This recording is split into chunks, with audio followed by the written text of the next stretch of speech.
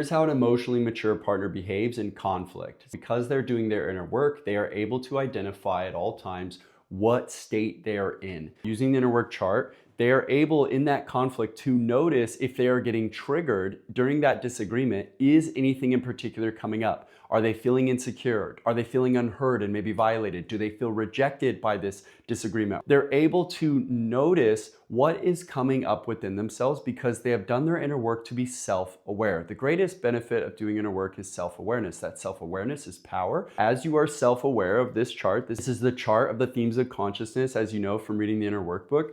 And all of this is showing you where am I at in my human experience, in my personal evolution. Because when you get triggered into these states, your whole emotional tone of your system pulls into them. So you can raise yourself and your partner up into higher states by holding the space of the higher themes, such as accountability. This is the biggest pivot that we always want to stay in. From accountability, it only gets better. So someone who is emotionally mature and does their inner work is able to stay grounded in at least in accountability, let alone anything else. Anything else above that is even better. But what they are able to do is take ownership of their state and also have a healthy acceptance of where their partner is. Once you can see them both within yourself and your partner, you can find a way out of them. The biggest disadvantage of people who don't do inner work is that they don't know that there is a way to name these things. They don't have any self-awareness or tools or structure to give a sense of communicating to their partner what's really going on inside of them. So being able to have this chart, have this awareness really helps you develop a healthy, accountable relationship where you can communicate clearly what emotional state you're in. To learn more about that chart, it's all covered in chapter 3 if you want to take a deep dive into that of the Inner Work of Relationships book. Me and my wife are the authors of this book. You can follow along for more as we keep diving in and answer any questions that you may have.